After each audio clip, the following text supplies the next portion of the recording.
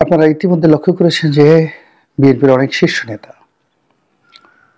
আওয়ামী লীগের রাজনীতি প্রতিষ্ঠা করার জন্য নানা রকম ফর্মুলা দিচ্ছেন।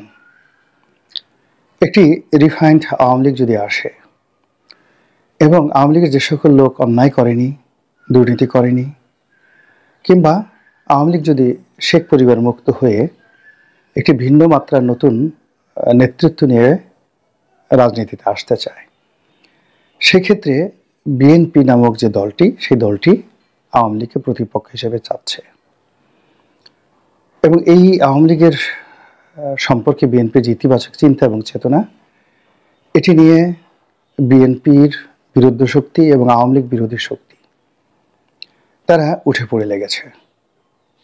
এমনকি একসময় জামাতের আমির আওয়ামী লীগকে ক্ষমা করে দেওয়ার ব্যাপারে যে ইতিবাচক কথা বলেছেন বা বলেছিলেন, তাকেও কিন্তু সমালোচকরা মারাত্মকভাবে আক্রমণ করেছে। এখন যারা সমালোচনা করছেন এদের একটা বিরাট অংশ উগ্র, বিরাট অংশ তরুণ এবং দেশের যারা রাজনীতির যে ইতিহাস এবং ঐতিহ্য এই সম্পর্কে ওয়াকিবহাল নন।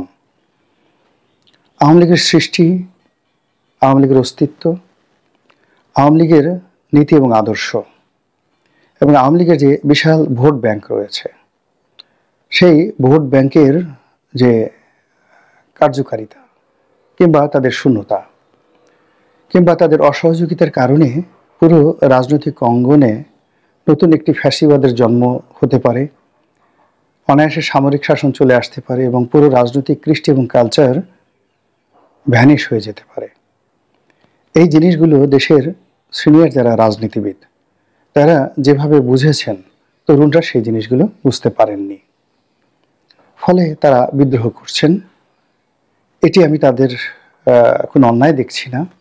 তরুণদের তারুণ্য, তাদের রক্তের যে গরম এবং তাদের যে ঐতিহ্য, তারা এরকমই করবেন এবং আমাদের দায়িত্ব হলো তাদেরকে বোঝানো এবং তাদের কাছে সত্যিকার ইতিহাস তুলে ধরা। আপনি জানেন যে বাংলাদেশে যে কয়জন মানুষ আওয়ামী লীগের দ্বারা ক্ষতিগ্রস্ত হয়েছেন, তার মধ্যে জনাব মাহমুদুর রহমান মান্না না, ঠিক আমার দেশ সম্পাদক জনাব মাহমুদুর রহমান, তিনি অত্যন্ত ক্ষতিগ্রস্ত একজন মানুষ। মাহমুদুর রহমান মান্নাও ক্ষতিগ্রস্ত মানুষ, জামাতের আমির ক্ষতিগ্রস্ত মানুষ, রুহুল কবির রিজভী ক্ষতিগ্রস্ত, আমি নিজে আওয়ামী লীগের এমপি হওয়া সত্ত্বেও মারাত্মকভাবে ক্ষতিগ্রস্ত, অপমানিত এবং লাঞ্ছিত আওয়ামী লীগ দ্বারা। জনাব ফজলুর রহমান, তিনিও আওয়ামী লীগ জমানাতে মারাত্মকভাবে ক্ষতিগ্রস্ত। কিন্তু আমরা তারপরেও কেন অনেকেই আওয়ামী লীগের রাজনীতিতে ফিরে আসা নিয়ে ইতিবাচক কথা বলছি? এই বিষয়গুলো আপনাদেরকে বুঝতে হবে।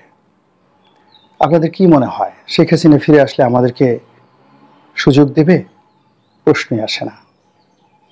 বরং তার জমানাতে তার যে পতন হয়েছে, আমাদের মধ্যে কিছু মানুষের কথা, লিখনি, এটা ফ্রান্সে যেভাবে রুশোর বক্তব্য দ্বারা পুরো একটা রেভলিউশন হয়েছিল, বাংলাদেশে আমি গোলাম মোল্লা রনির মতো এরকম শত শত কলম যোদ্ধা, শত শত কণ্ঠযোদ্ধা, যাদের কারণে রাত জেগে জেগে গত 12 বছর, 13 বছর, 15 বছর ধরে আমরা মানুষের স্মৃতিপটে আওয়ামী লীগ সম্পর্কে যে নেতিবাচক ধারণা তৈরি করেছি, তার জন্য দুনিয়ার সব মানুষ ক্ষমা করলেও শেখ হাসিনা ক্ষমা করবেন না।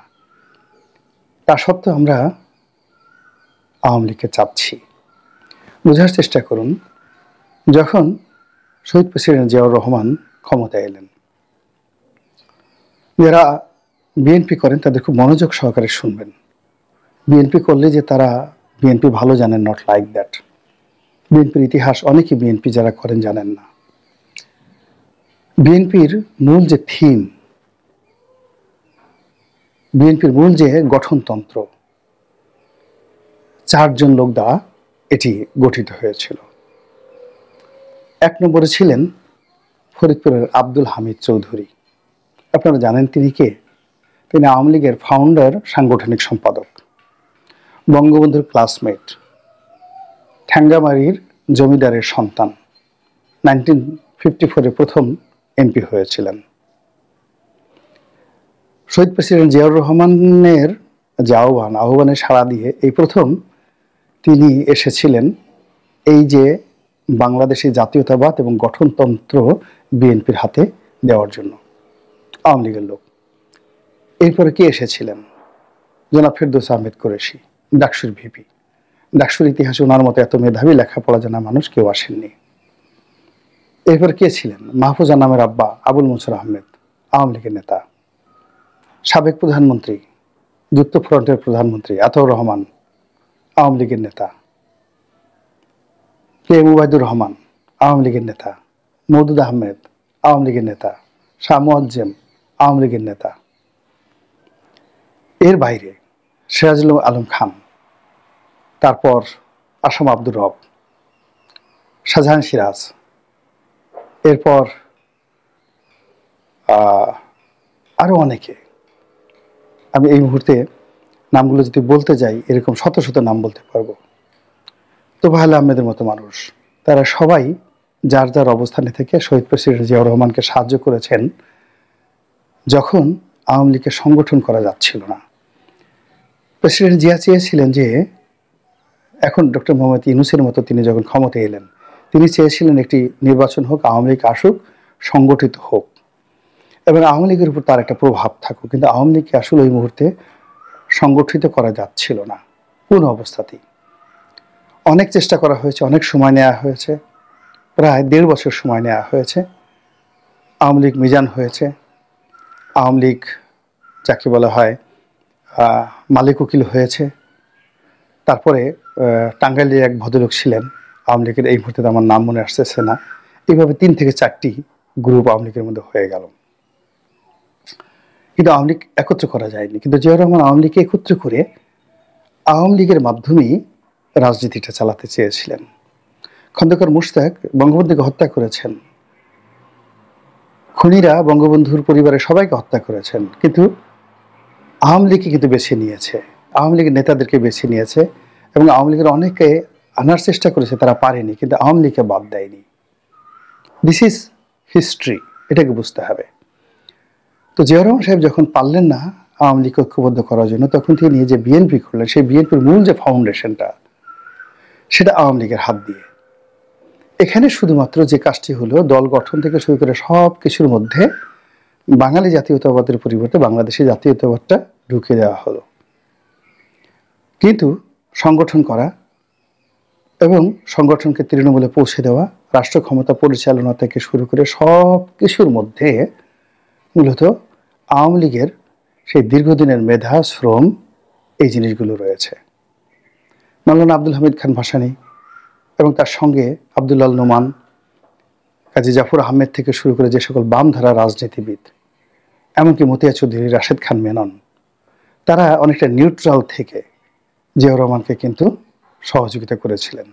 কমরেড মনির সিং থেকে শুরু করে আরো অনেকে কমিউনিস্ট পার্টির। এর কারণ হলো যে তিনি এই আওয়ামী লীগ নামক যে দলটিকে ধ্বংস করতে চাননি। ফলে বাংলাদেশে কোনো রাজনৈতিক অনৈক্য সৃষ্টি হয়নি, রাজনৈতিক সংঘাত সৃষ্টি হয়নি।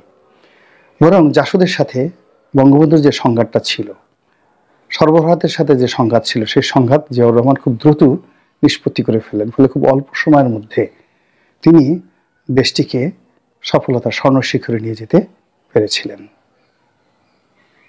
কিন্তু এখন যা হচ্ছে সেটি হলো রাজনৈতিক সংঘাত।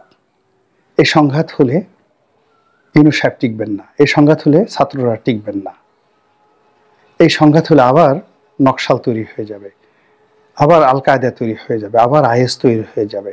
এটা বিএনপির লোকজন বুঝেন, এটি আমার দেশের মাহমুদুর রহমান বোঝেন, এটি মাহমুদুর রহমান মান্না বোঝেন, আমাদের মতো লোকজন আমরা বুঝি। এই জন্য আমরা একটা রাজনৈতিক কালচার তৈরি করার চেষ্টা করছি শেখ হাসিনা বা শেখ পরিবার বা এস আলমদের মতো দুর্নীতিবাজদেরকে প্রতিষ্ঠা করার জন্য নয়।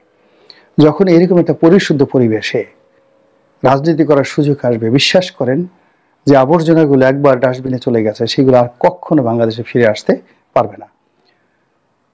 1973 থেকে 1975 পর্যন্ত বঙ্গবন্ধুকে যারা ডুবিয়েছেন, যে সমস্ত কুলাঙ্গার, খোঁজ নিয়ে দেখেন তারা এখন পর্যন্ত রাজনীতিতে প্রতিষ্ঠিত হতে পারেনি। 2009 থেকে 2025 সন পর্যন্ত, 24 সন পর্যন্ত যে সকল কুলাঙ্গার শেখ হাসিনাকে আওয়ামী লীগকে ডুবিয়েছে, তারা কোনোদিন রাজনীতিতে আসতে পারবে না। কিন্তু এদেশের রাজনীতি যদি টিকিয়ে রাখতে হয়, অবশ্যই অবশ্যই আওয়ামী লীগকে লাগবে। এবং বিএনপির সিনিয়র নেতৃবৃন্দ যেভাবে এই বিষয়টি বুঝতে পেরেছেন, সেইভাবে বিএনপি তৃণমূল যদি বুঝতে পারেন এবং তারা যদি শহীদ প্রেসিডেন্ট জিয়াউর রহমানের রাজনীতিটিকে আপহোল্ড করে একটি পরিশুদ্ধ রাজনীতি তৈরি করেন, তাহলে বিএনপির মধ্যে যে সকল এসালম আছে, বিএনপির মধ্যে যে সকল দরবেশ আছে, তারাও এদের ছেড়ে পালাবে, তাদেরও কবর রচিত হবে। যারা তরুণ বন্ধু এখন নেতৃত্ব দিচ্ছেন, আল্লাহ মানুষের হাতে হঠাৎ করে নেতৃত্ব দেন এবং এই নেতৃত্ব বেশি দিন থাকে না। যদি মানুষ এটার ওয়াম্মা বিনিয়ামতে রব্বিকা ফাহাদ্দিস, মানুষ যদি সেই নেতৃত্বের শুকর গুজার করতে না পারে। এখন হঠাৎ করে হক মহলা, হঠাৎ করে আল্লাহ, হঠাৎ করে আইএস, হঠাৎ করে তালেবান, হঠাৎ করে পাকিস্তান জিন্দাবাদ, ইনকিলাব জিন্দাবাদ, এই জিনিসগুলো আবেগী কথাবার্তা। এগুলো দিয়ে বিশ্বাস করেন পৃথিবীতে একটা ছোট সামন্ত রাজ্য প্রতিষ্ঠিত হয়নি। আপনারা অবাক হয়ে যাবেন যে ইসলামের ইতিহাসের সবচেয়ে যাকে জিন্দাওলি বলা হয়, আওরঙ্গজেব, সেই আওরঙ্গজেবের 53 বছর তিনি ভারতবর্ষ চালিয়েছেন। তার রাজ্যের সমস্ত বিখ্যাত উজির, আমির, ওমরা সবাই ছিলেন হিন্দু, শিখ, বৌদ্ধ, খ্রিস্টান, এমনকি ইংরেজ, ফার্সি, এমনকি ইহুদি। এবং তিনি শত শত হাজার হাজার মন্দির তিনি দিল্লির রাজকোষ থেকে সেগুলোকে নিয়মিত মাসোয়ারা দিয়ে চালাতেন। রাজনীতি ভিন্ন একটা বিষয়। কাজে এখানে অমুকের কল্লা কাটো, অমুকের রক কাটো, অমুকে নিষিদ্ধ করো, অমুকের লাথি মারো, অমুকের বাসা আক্রমণ করো, অমুকে শেষ করো, একটা রাজনৈতিক মেধা, একটা নেতা তৈরি করতে 50 বছর সময় লাগে, আর শেষ করতে মাত্র 5 মিনিট সময় লাগে। এই বাংলাদেশ আলটিমেটলি শেখ হাসিনার কারণে নেতৃত্ব শূন্য হয়ে পড়েছে। 21 আগস্টের গ্রেনেড হামলার কারণে অনেক নেতৃত্ব শূন্য হয়ে পড়েছে। 111-এর কারণে অনেক নেতৃত্ব শূন্য হয়ে পড়েছে। এখন যদি ইউনূসের জমানাতে আবার নেতৃত্ব শূন্যতার কবলে পড়ি, এই ধকল আমরা সহ্য করতে পারবো না। কাজেই কাম অ্যান্ড কোয়াইট, শান্ত হন এবং নতুন করে চিন্তা করুন, ভাবুন। দেশটা নিয়ে যদি জানেন তর্ক করুন, যদি না জানেন শিক্ষা নেওয়ার চেষ্টা করুন।